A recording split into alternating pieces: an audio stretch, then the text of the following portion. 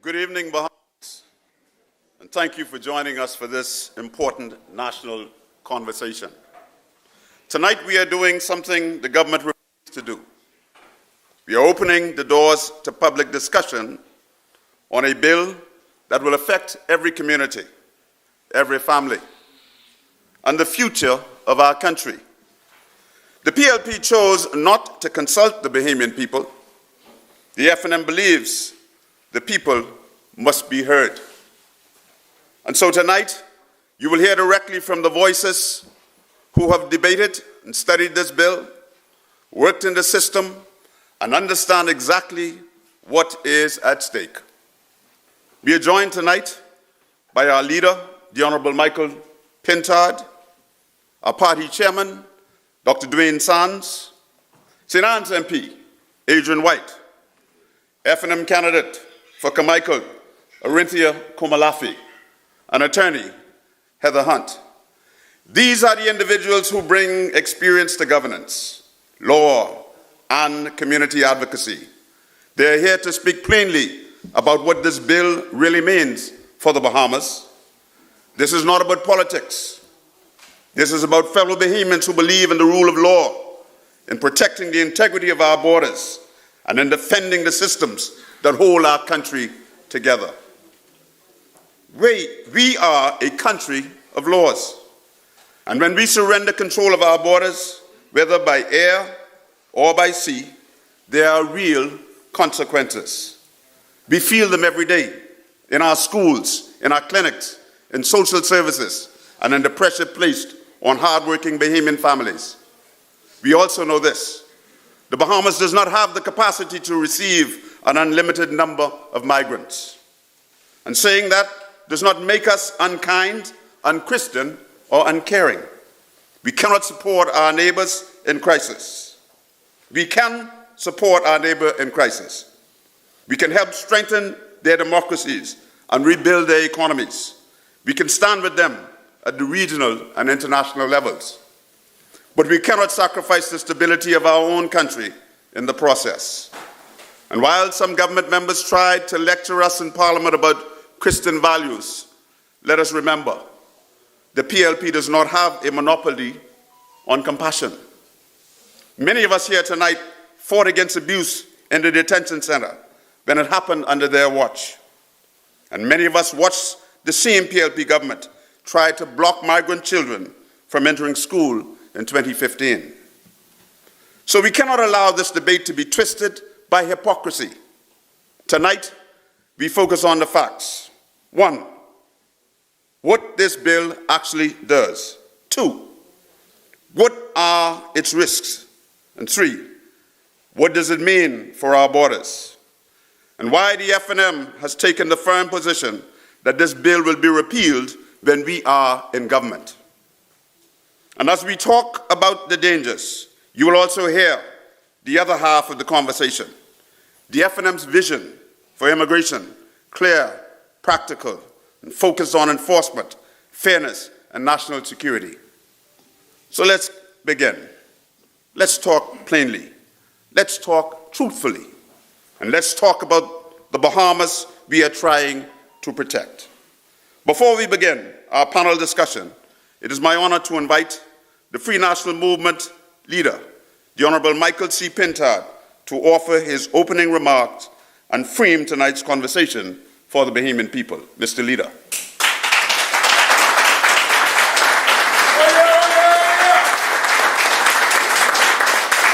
Thank you very much, Senator Henfield.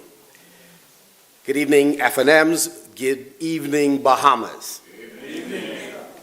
I want to first of all say thank you to all of you who have tuned in by way of television or online, and those of you that are here in the hall.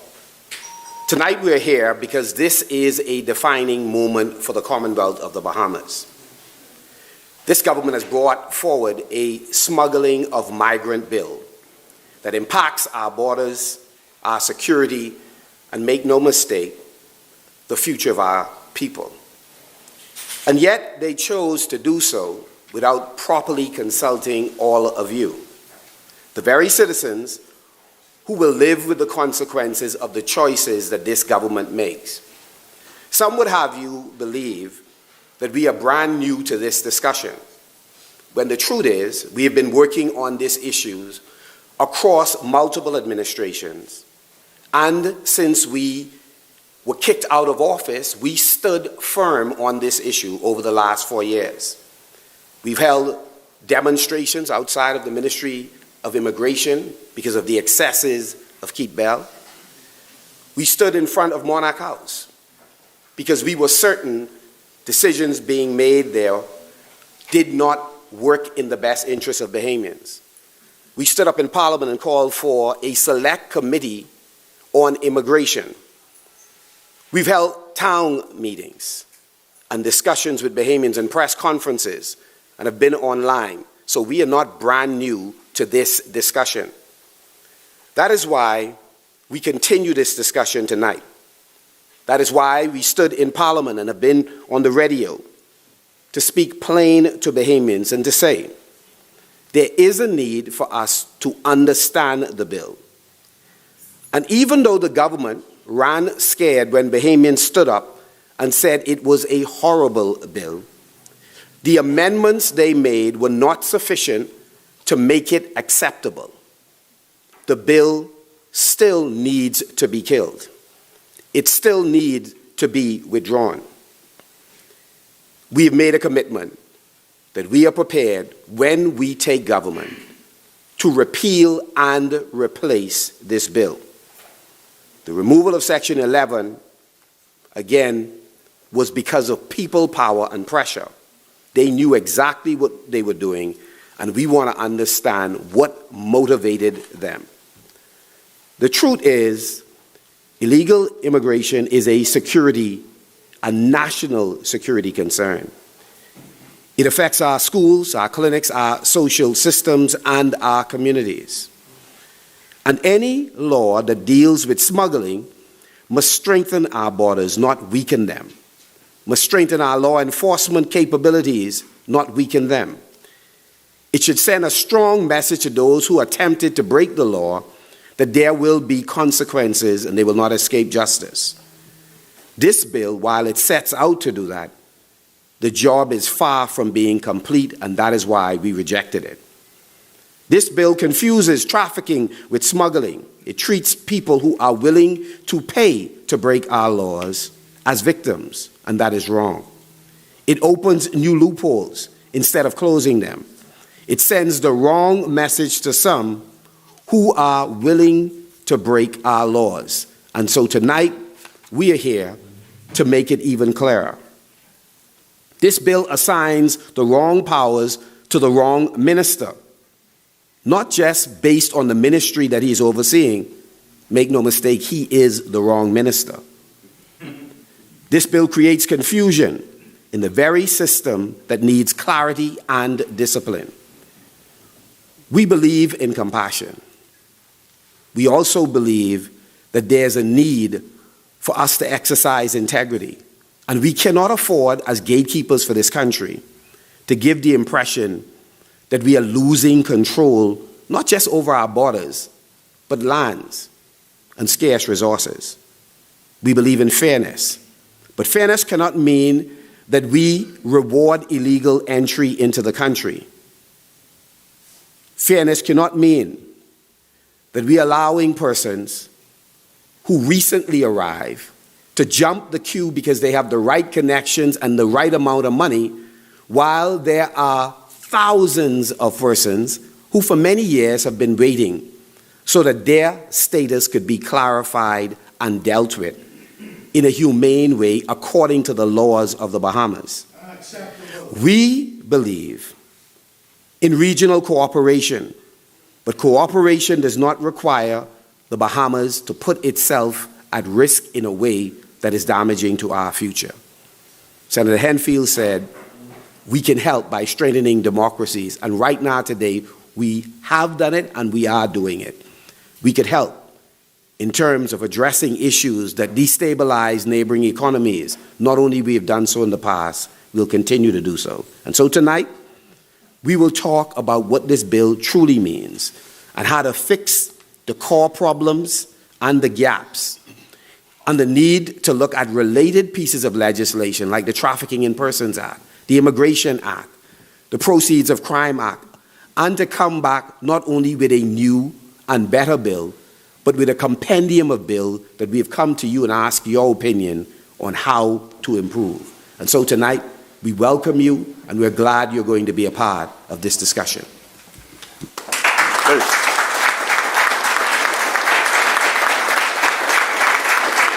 Thank you, Mr. Leader, for laying the foundation for our very important discussion tonight. We fight for the people of this country.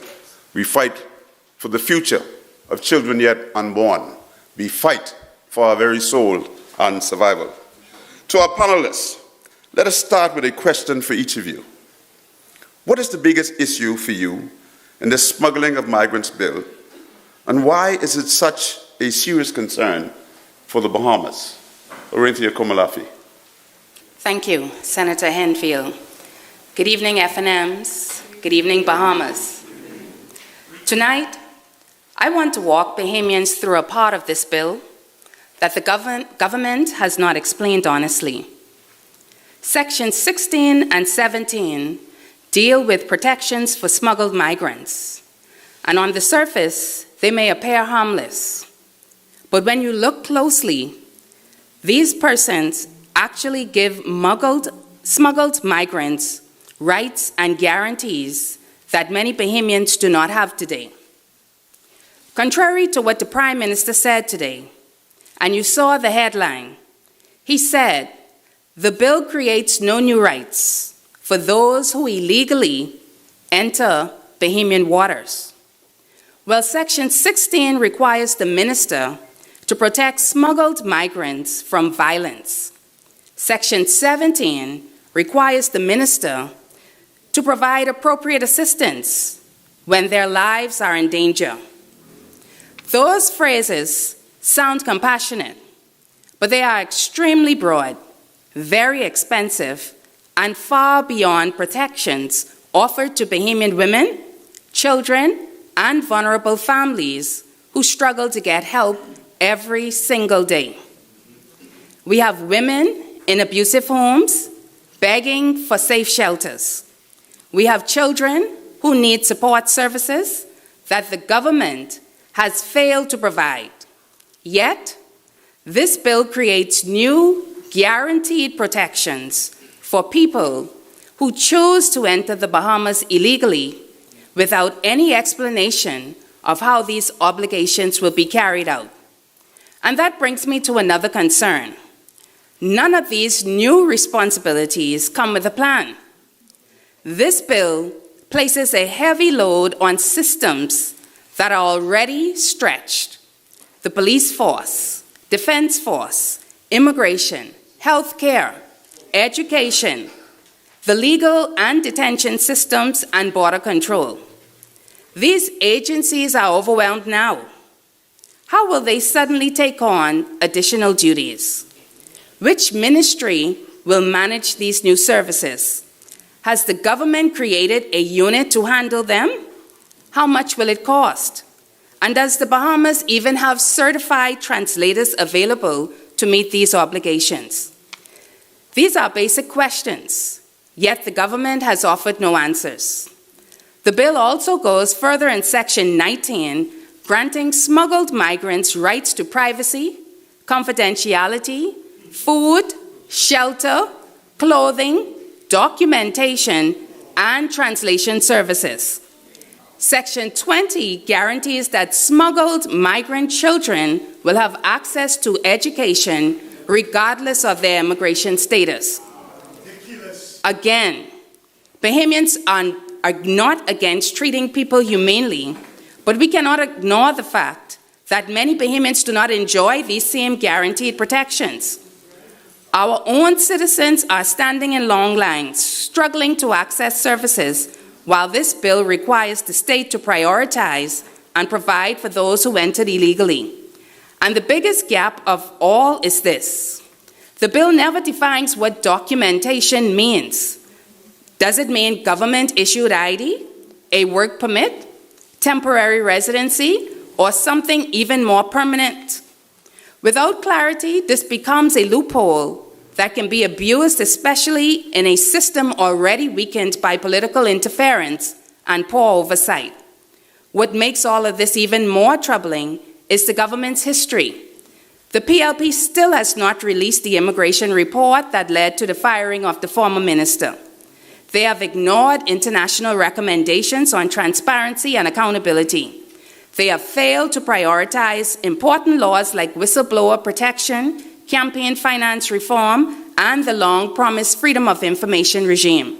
Yet this is the bill they are rushing to pass months before a general election, and they are doing it without public consultation, without proper planning, and without the involvement of the Bahamian people. The truth is simple. This bill gives smuggled migrants and protections that Bahamians themselves do not enjoy. It creates obligations the state cannot meet. It opens loopholes we cannot afford, and it shifts limited resources away from citizens who already feel neglected by the systems meant to protect them. Bahamians are compassionate and generous, but we must also protect our borders, our institutions, and our future. This bill fails to do that.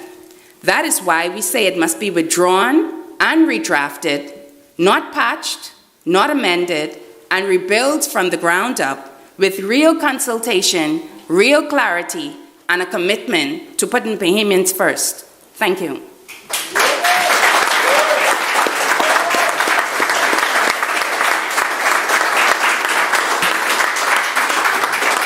Thank you, Orinthia. Thank you. Our immigration system is in urgent need of repair. It is in urgent need of the plan of the Free National Movement. Adrian White, Member of Parliament for St. Anne's, what concerns you most about this bill for the future of Bahamians in our country? There's a stark reality in this bill that hasn't gotten enough attention yet. The government has laid this bill in a manner without proper consultation, and what this bill is doing, at bare minimum, put aside all the objections that everybody's had. This bill is for the first time creating an offense for smuggling of migrants in the Bahamas. So smuggling is now offense in our country. But what they've done is that they've made the offense of smuggling of migrants a two-element offense. So to find somebody and charge them with an offense, you have to be able to prove that they have obtained, either directly or indirectly, a financial or other material benefit, and that's basically money, and that they received that money so that they would procure the illegal entry or illegal landing of persons in our country. The problem with that is the majority of persons that are going to be caught, so to put anybody behind bars and convict them, you have to catch them and you got to be able to convict them. The majority of people that are going to be interdicted in the Bahamas on vessels or on our shores already landed are going to be a boat captain, maybe a first mate. It's not going to be the money men. It's not going to generally be the middlemen. It's not even likely to be the person that those travelers on that vessel have ever met before. It's going to be extremely difficult. It's traditionally been difficult to identify who the captain is, but it's going to be even more difficult now, not only to identify the captain, but to have to prove that they obtained, either directly or indirectly, financial or other material benefit. And if you can't prove that, those smugglers walk free. And what happens? The Bahamian government goes through the process of interdicting. They go through the process of charging. They go through the process of holding somebody on remand until their trial date comes up. That's a lot of money that the taxpayer is going to have to pay. And then they go through a trial. And the prosecutor is faced with the difficult offense and having to prove it in the court, not only that they were caught in the Bahamas operating a vessel with migrants on board, but that that individual received money in return for bringing those persons into our country or onto our shores. It's almost going to be impossible. It's easier to convict the weed man, the man pushing dope on the road, the man selling weed, smuggling with possession and intent to supply. Possession and intent to supply. You got to have control of possession over the weed, and then you got to be able to show that it was for an intent to supply. You prove that by showing that the amount was more than for personal use, or that the amount has been packaged in such a way, whether it's in foils or small baggies, that clearly it wasn't for their personal consumption. And that's it. Once you've proven intent, possession with intent to supply, they're convicted. You get a smuggler on a vessel, they are in control of the persons on board that vessel. They have an intention to supply them to a new destination. That's all our prosecutors should be required to do. When the FNM government comes in and this bill, once it passes, gets repealed and replaced, we will make the offense simpler so that there could be more prosecutions, more convictions, less interference with our borders, and we will ensure that prosecutors will have a chance to bring conviction and do away with what is, honestly, a very risky process for persons to travel into our waters, especially by sea. Thank you very much.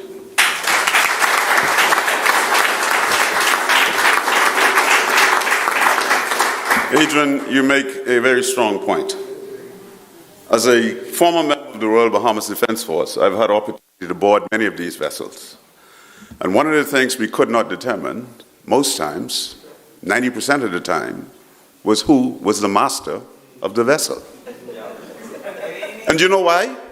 Because the families that those migrants left back home were threatened that if you point out the captain, there will be consequences to pay back in Haiti. This is a real problem. Once again, Adrian White, thank you.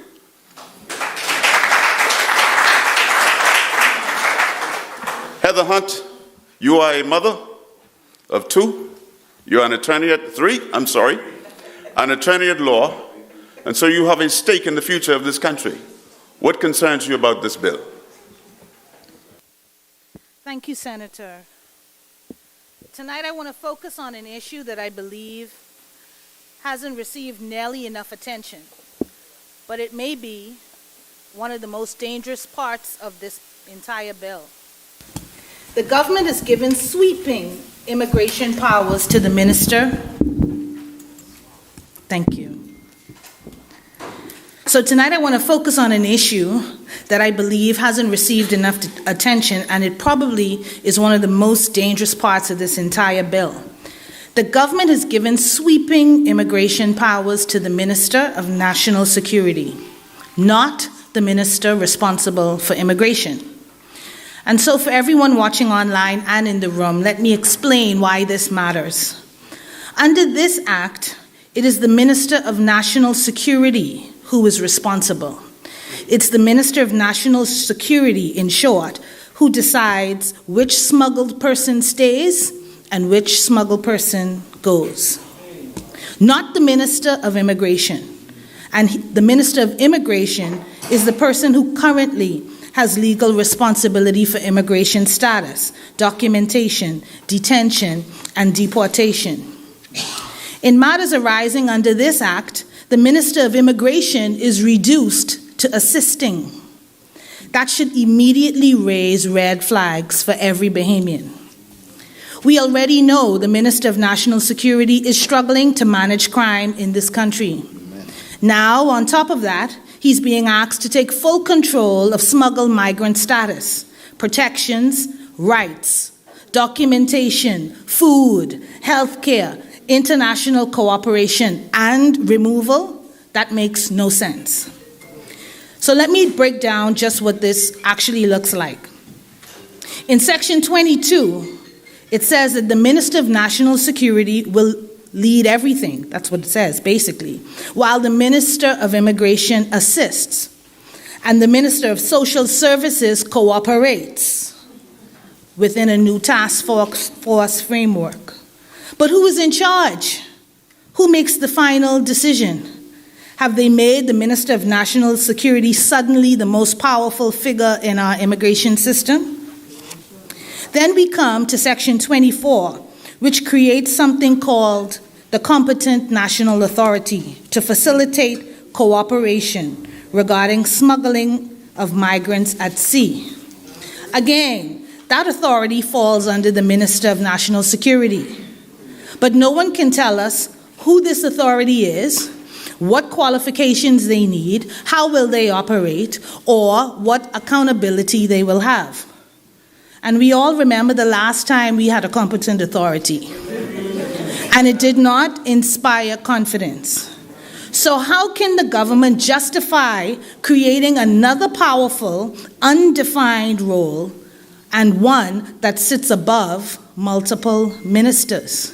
What about the Attorney General, whose office normally guides international legal cooperation? What about the Minister of Foreign Affairs, who manages treaties and diplomatic engagements? Are they suddenly sidelined by this bill? We also have Section 31, which deals with the validity of documents. And you would have heard Mrs. Komalafi express concern over the same issue. No one can answer the basic question: what is a document? Is it an ID? Is it a work permit? Is it a residence certificate? Well, if it's the Minister of National Security who is issuing or validating these documents, the public deserves clarity on all of these issues before the law is passed and not afterward. And here is another critical point. If this bill conflicts with any other Bahamian law, the provisions of this bill prevail and win every single time. And Section 35 says so plainly. What that means is if the Smuggling of Migrants Act clashes with the immigration law, the nationality law, or any other statute, this act will override it. And that is just not a technical issue.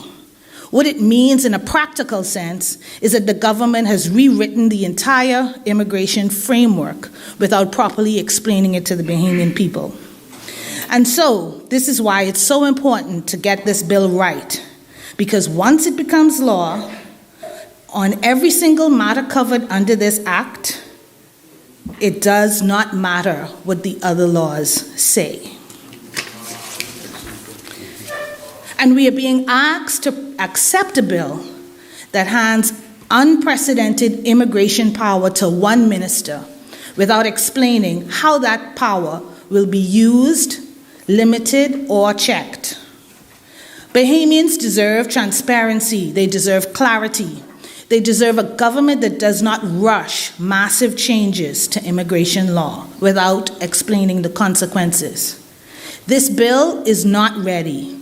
It is dangerous, and it must be withdrawn. Thank you.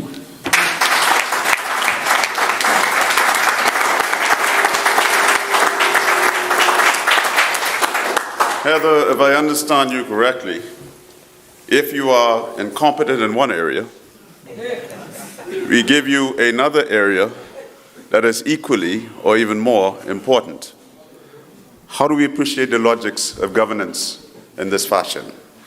Dr. Dwayne Sands, Bahamians want to know from you, one of the foremost physicians in our country, how this bill will impact them.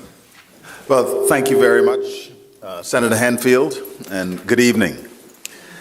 You know, it's clear that healthcare challenges remain among the most critical issues for Bahamians in 2025. Our people are faced with exploding costs of living, burdensome taxes, and a neglected health system where rationing of access to care is a daily reality. It's the order of the day. A fundamental belief of most Bahamian citizens is that our health system ought to provide safe, accessible service when needed. But you know, and I know that sadly, this is often not the case. As people find long lines, neglected facilities, staffing shortages, and funding shortages made worse by this administration's bizarre priorities.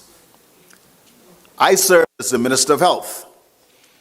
There are almost 50 different legislation that touch on healthcare delivery. We have the Health Services Act, we have the Medical Act, the Dental Act, the Nurses and Midwives, and I could go on. Some of these acts have been around since 1865. That's the Vaccination Act. None of them, I can say this again, none of them provides the robust guarantee for accessibility to care as found in Section 15 of the Smuggling of Migrants Bill. So if you have expensive care for cancer therapy, or you need treatment for heart disease or major trauma, it may, I repeat, may be managed through our public health system. Our citizens can apply to get a little bit of assistance, maybe through the Catastrophic Health Fund. But be assured, there are no guarantees. The underfunded, struggling NHI does not do it. The public health or public hospitals legislation does not do it. I want you to hear me. There is no statutory right for Bahamians to receive urgent medical care required for the preservation of life or the avoidance of harm to health. But under this legislation, this is a statutory right guaranteed to persons who have been smuggled into the country. A right that they can go to court and have it enforced. A Bahamian that is born and bred here does not have that right, does not have that legislative protection. Let me say again, Bahamians with healthcare needs may get help, but there are no guarantees and certainly no legislated right. As an example, in some other countries, anyone who arrives at an emergency room is eligible for life-saving care. But in the Bahamas, every day, families face emotional hardship to fund cardiac or cancer care, purchase expensive medications, and then they got to pay 10% VAT on the cost. But due to this sloppily drafted bill, and I quote Section 15, smuggled migrants shall have the right in the Bahamas to receive urgent medical care required for the preservation of life or the avoidance of harm to health. This is the first act or piece of legislation in this country to guarantee the right to health care. The first. And it's not for a Bahamian, it's for a migrant.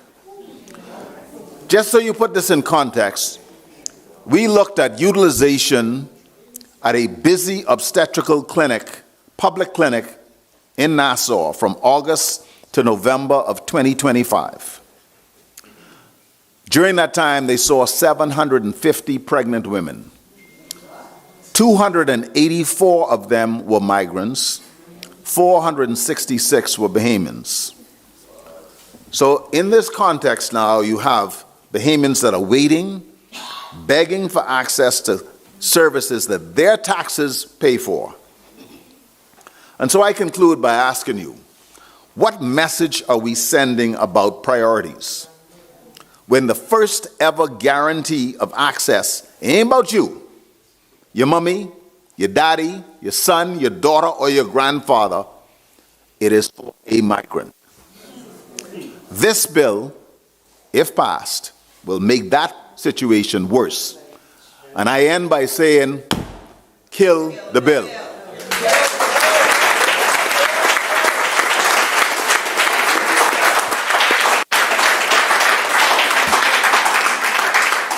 Dr. Sands, I believe that's a fitting way to end our panel discussion. But before we do so, I will invite our leader for his final comments, and then we'll open up the floor for some questions and answers.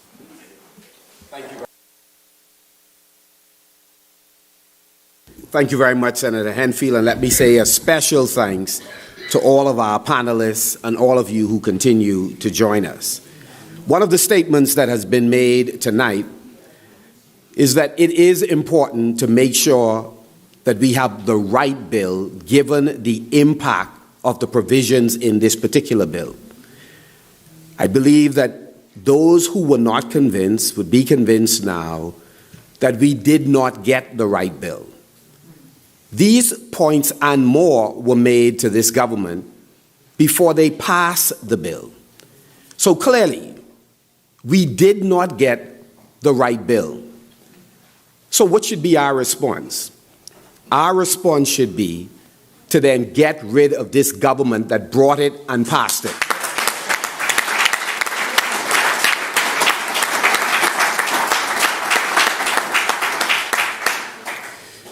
For the last few weeks, the point has been made to this government that this is a dangerous bill, a bill that confuses smuggling with trafficking, one that weakens our borders, threatens national security. But the question for all of us is what next? Where do we go from here?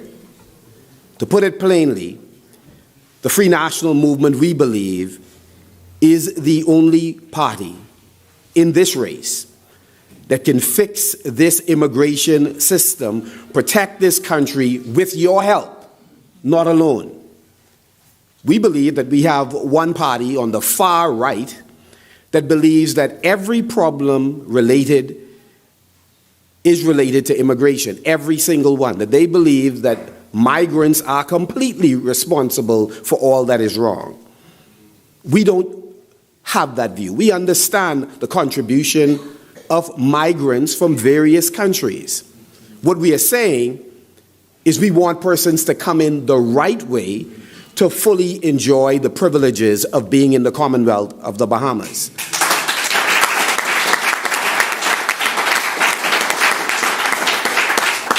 That far too many persons being here, particularly coming in illegally, does put a strain on our system. So we do not share the view of those to the far right. So when persons say, we must show our commitment to fighting this cause by standing with them, we don't want you to be confused about our message and our position. It is not the one that they have. But then there's the government, the other party on the far left, whose decisions about immigration are based on at least two things. One, looking at all the consultants that they have in immigration and facilitators, one motivation for them is this: financial benefit. The second consideration for them is political benefit. We wish for immigration to work for all of our citizens, that Bahamians will not be displaced at either the blue-collar or the white-collar level by those who come in illegally or legally. We believe that positive migration, defined by us as a people, can be of benefit to our country. The PLP is not engaged in that, and the others are not qualified at all. And so, tonight, we wish you to recognize the ideas that we have brought to the table and the plans that we have put forward. Many of you tonight who are listening, we know you're pissed off. You're frustrated that you've lost trust in the system's ability to serve you.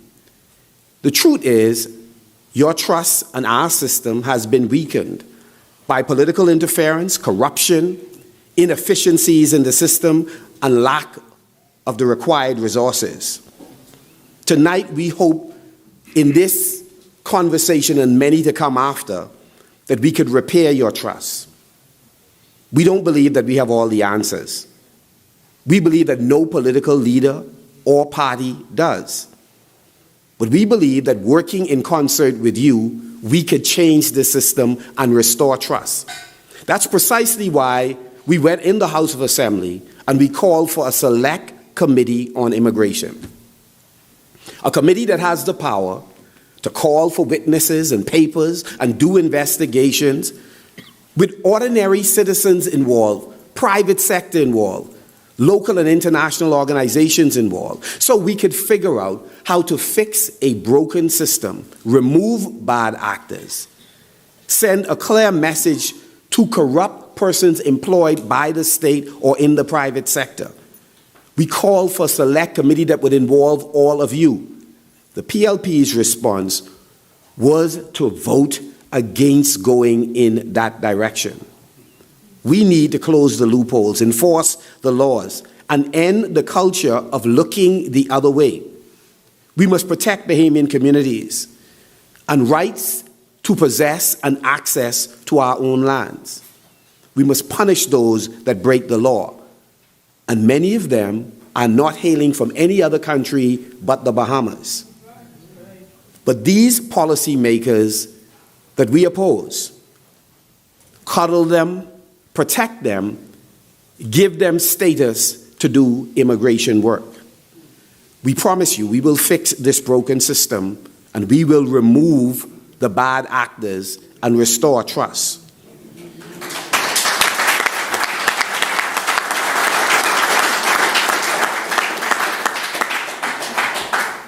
We believe that one of the requirements to fix the system is to have persons who are competent, but persons who are also compassionate. The PLP wishes you to believe it's them. We say judge them by their action. These are qualities that we believe our team possess, and we do not have a track record of betraying this country through our immigration system. We have introduced Operation Shield. It's simple, and we'll deliver it to you in direct language. The S really stands for securing our land and ending illegal occupation. We will increase maritime patrols, invest in modern vessels and then maintain them, invest in drones and radar, and ensure 24-hour coverage of key routes and landing points in the Bahamas. We will close the gaps that smugglers now exploit with ease. In 2025, we have an obligation to use technology that will assist us in being more effective. We will implement a biometric system to establish a comprehensive database of all persons who enter the Bahamas, because we need to figure out when they are expected to leave when they are here on a temporary visa or work permit, and have the ability to monitor it and determine if they left when they were supposed to leave, and to ensure that all concerned comply with our law. The H in SHIELD stands for heightened surveillance. We will expand surveillance of our marinas, private docks, and high-risk coastal areas. We will integrate intelligence we gather from the local community that our policymakers pretend as if they don't know what's going on in these communities. We'll work with regional partners, Cuba, Dominican Republic, Turks and Caicos Islands, and U.S. agencies to identify suspicious activities before vessels arrive in the Bahamas and before planes depart other jurisdictions with ill intent. But not only that, we will heighten surveillance of bad actors who reside in the Bahamas. Let's be honest, some work for agencies that you and I pay for. Yes, they are in the minority, but their decisions have lasting impacts. And of course, we will call on our counterparts in other countries to do the same. We have to restore the integrity in our processes and our system. The I in SHIELD stands for investigate not just anything, but political abuse. We will not tolerate political interference in immigration enforcement, as we saw under this administration, by the Minister of Immigration, who then said he was aided and abetted by the Minister of Tourism. Operation SHIELD will include strict penalties for any official who uses their office to secure favors, to block enforcement actions, or influence decisions that are not in the best interest of this country, but may be in the best interest of their friends or donors or cronies. The E in SHIELD stands for ending unfairness. The current system is failing everyone. It fails the Bahamians who want order and security.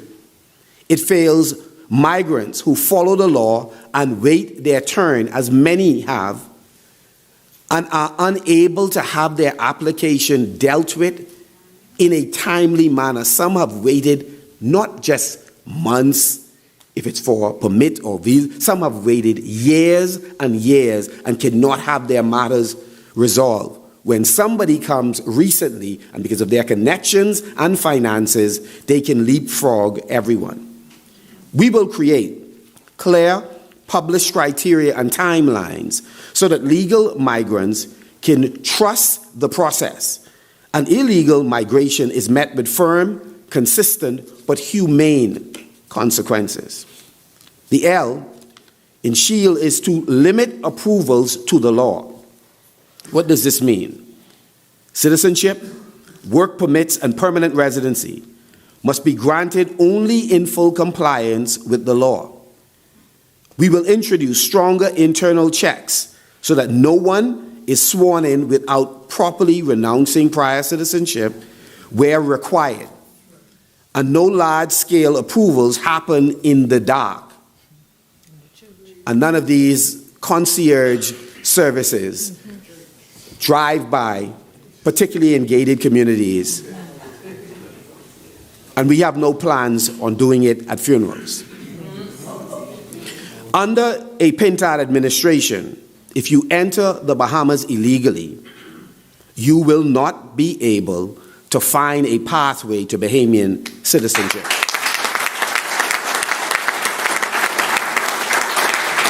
And D, disclose data.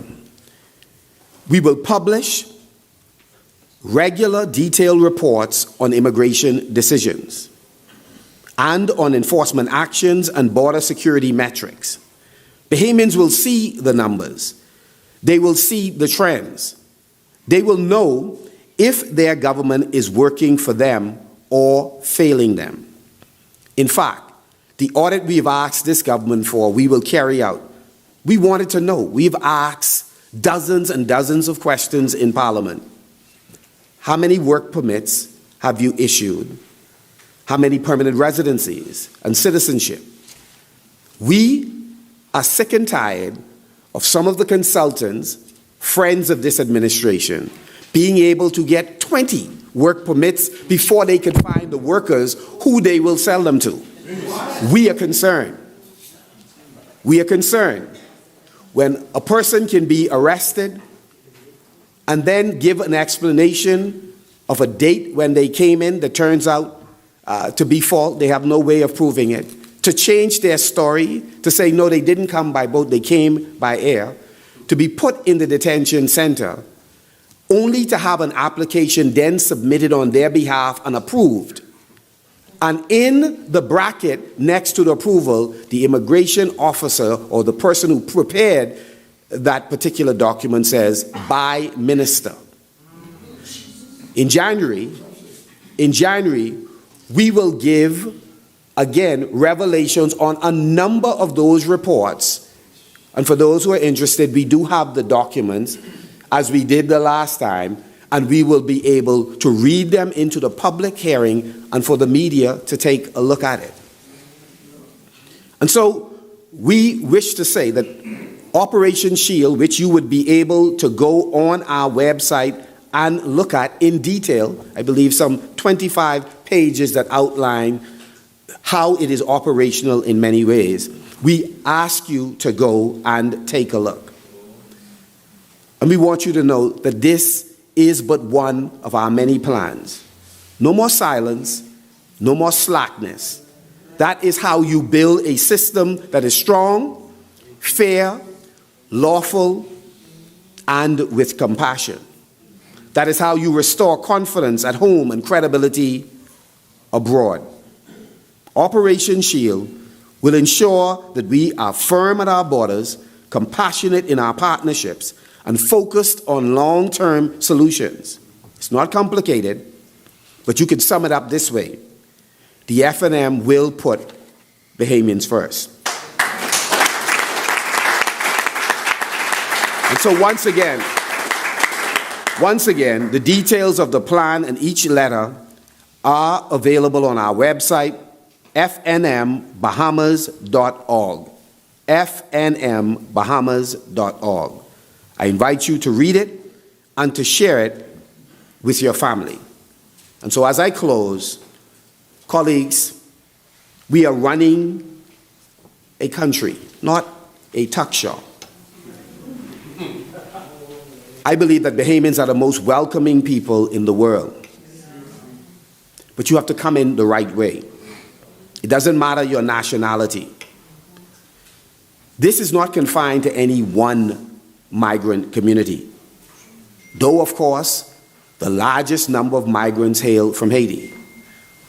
We say to those Bahamians that it is important that you do not demonize any migrant community. The Bahamas is made up of all of them, and those that are full Bahamian citizens all make a contribution to the development and success of this country. But in recognizing that, we should not give Bahamians or any other group that is operating outside our laws a pass. They should be held to account. And so tonight as we close, I want you to know, Bahamians, your voice is powerful. We need every man and woman to stand up and fight for our country, on the streets, online, and yes, at the ballot box. This is a bad bill. But bad bills become law when good people do not vote, or don't speak up, or don't stand up. That's how the PLP came to power. And that's what they are relying on to stay in power. This Prime Minister and his deputy and the PLP, they knew exactly what they were doing when they offered Section 11 to offer immunity of prosecution for persons found illegally in the jurisdiction, who they know entered illegally into the jurisdiction, persons who are found with fraudulent documents. And only under pressure from the people, they decided to remove it. And even when they remove it, it was with no conviction, because the Minister of National Security said, we could have left it in because there's no offense under the law. Flippant on this issue, that is casual on this issue, as he has been on many others. Yes, this is a bad bill, a bill that has been passed. And since we did not get them to kill the bill, to get rid of the bill, come election time, let's get rid of them.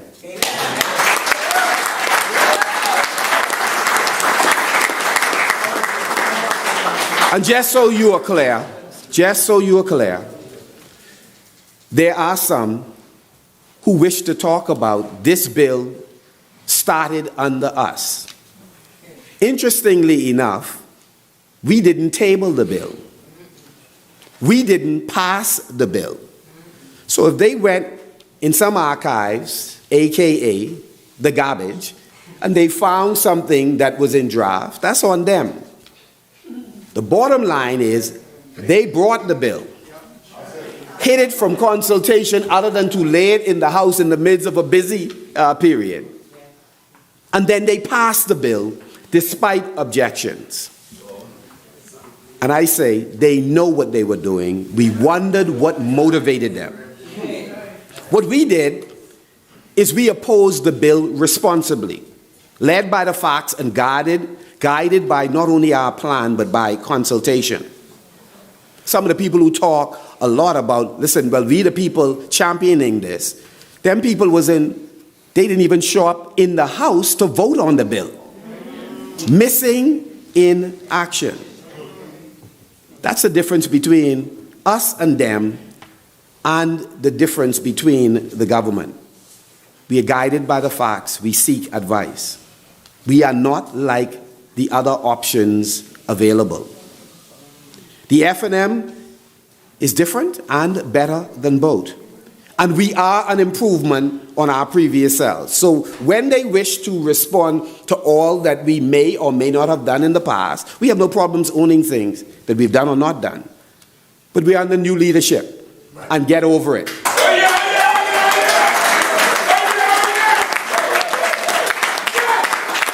Operation Shield is a clear vision for what the FNM can do under new leadership with a new mandate. The past is the past. It's time to move on. So to anyone watching, I ask you to consider your options. You know exactly what you will get when you support the PLP. The same bill that has us sitting here and you watching and listening. And a prime minister who says we do not have a crisis in immigration, just as he didn't believe we had a crisis in crime. I and we disagree with him.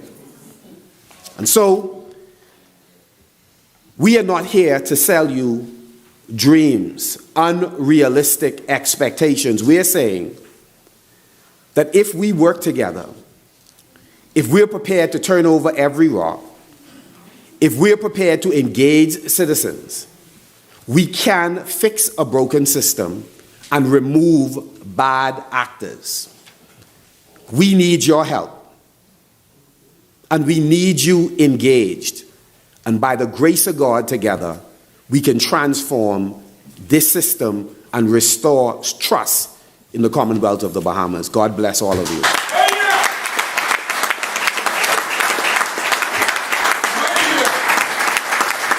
Ladies and gentlemen all, the leader of His Majesty's Loyal Opposition, the Honourable Michael Clifton Pintard, please.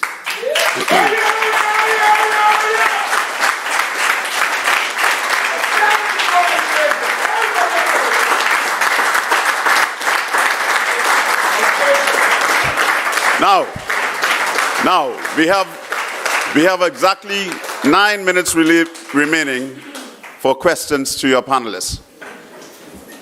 The floor is now open. One at the back.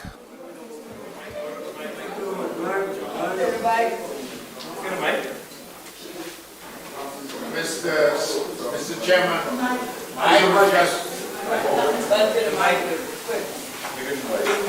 Please approach the mic so that our listening audience can hear you, not only those in the room, but all across this country, from Grand Key in Abaco to Matthew Town in Inagua, who are tuned in and listening to our plan for immigration. Please. Thank you very much, Mr. Chairman. I would like for each of those presenters to provide a copy of their presentation. There are salient,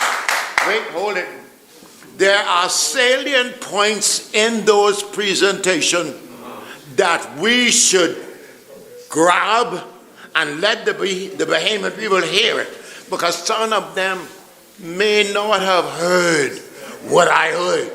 Can you imagine a non-Bahamian person having access to health care, which I was born here, does not have legally? I am denied. That cannot happen.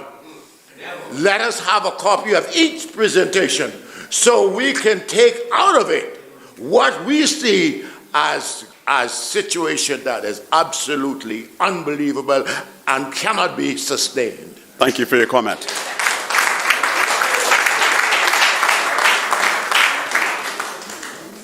Good night. Jenny? Good night.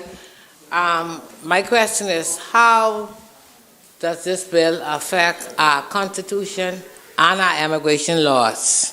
And secondly, is this bill implementing a national treaty? Heather?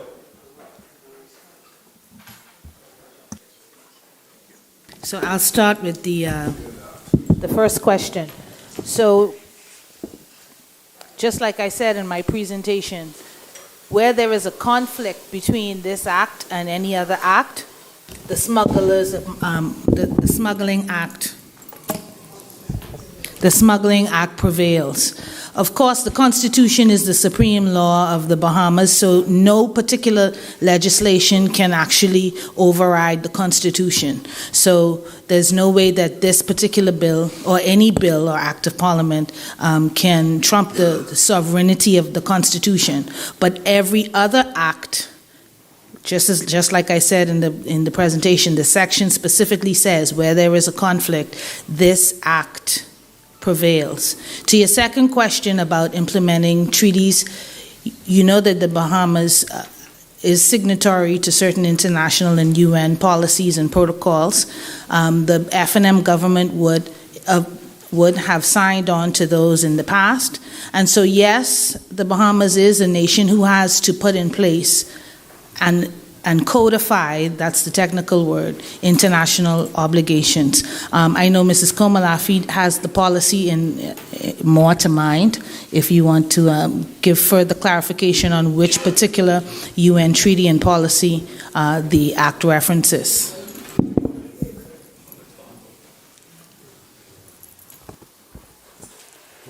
Yes, just to piggyback off of what Heather said, even in her presentation, the challenge that we have is the conflict of the roles among the ministers when we're talking about the issue of immigration and national security, the powers that are in the hands of the Minister of National Security and whether he has the right to be able to grant certain privileges that is withheld for the Minister of Immigration, and for example, going back to this whole point of documentation. And we know the whole issue of citizenship is citizenship or rights to work or any type of privilege that you get through documentation is governed by the Constitution. But here we have a situation here within these provisions where there's a lot of vague provisions within this bill that it is difficult to say whether they would be in direct contravention of the Constitution, but what we do know is that there are rights that have been extended. And I can give you an exact example going back to the provision of, for example, 19, other rights of smuggled migrants. The minister shall afford smuggled migrants the right to privacy and confidentiality. Privacy and confidentiality. This is something that is enshrined in this particular bill, and to amenities including housing, the provision of food, clothing, shelter, documentation, and interpretation and translation services. And so obviously you can see the challenges that exist there in terms of the rights that are extended, and we say that some of these rights can be equal or even beyond some of the rights that have been extended to Bahamians, where you just have these automatic rights that have been enshrined in this particular provision. We saw in section 15 where migrants will be availed to medical treatment, urgent medical treatment. We understand and appreciate that Bahamians, according to what we see in the law, do not have that specific right. We have 5 minutes left. Do we have any questions online that we can entertain? No? Next question, please. I would like to ask one question for the government to explain to persons like myself. How do you continue to make illegal legal? That's the only question I have to ask. You come in as an illegal, how do you make an illegal legal? That's my only question. That's an excellent point. Clearly, what we have to focus on when it comes to the protection of our borders and protection of our sovereignty is a policy that's as simple as the gentleman just asked. How do we make what is illegal legal? And we really have to look at where that's happening and make sure that in the best interest of the nation, we cut it off and we don't allow it to continue. Because if it continues, we're going to become a nation of illegality, and that's not a nation we ever wanted to be. That's not a nation under the next administration we will ever become. We have a question online. Can we have it, please?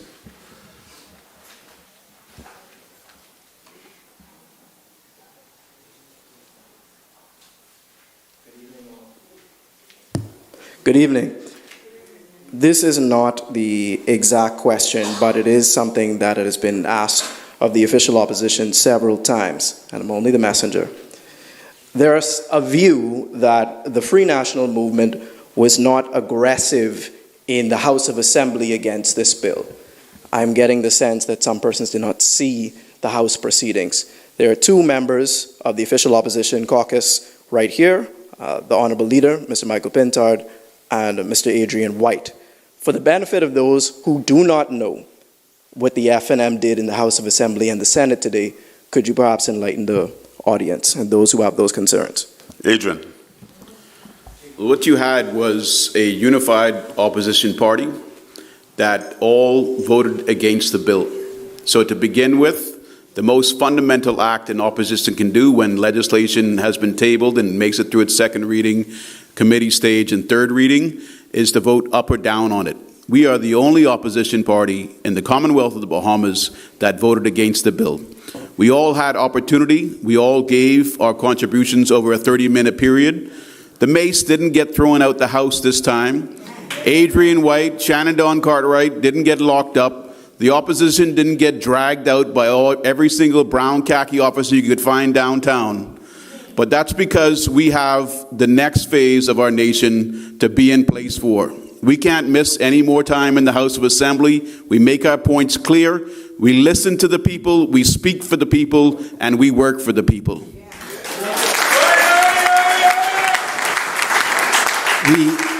We were very surprised to hear that particular line shared, that we were not aggressive in the House. We know the liar who told it. And that's why we say to all of our supporters, feel free to fact check us. And again, pay attention. That person wished for the public to believe that they are the only person who have some aggression and assertiveness to defend the rights of Bahamians. We do so, and we do so honestly and ethically, and we don't have to lie about what we do or lie on others. That's who we are.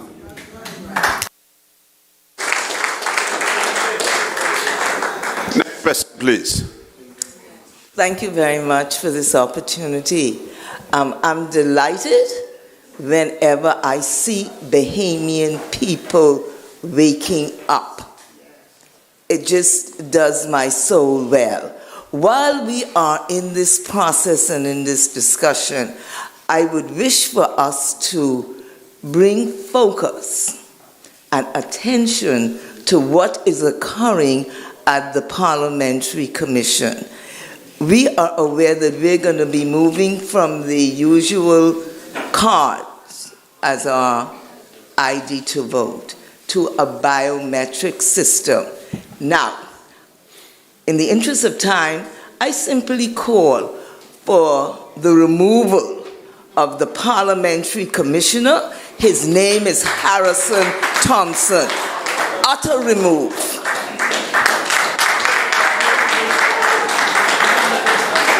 Ladies and gentlemen, that concludes our session on immigration for this evening. You have been a wonderful audience. Good night.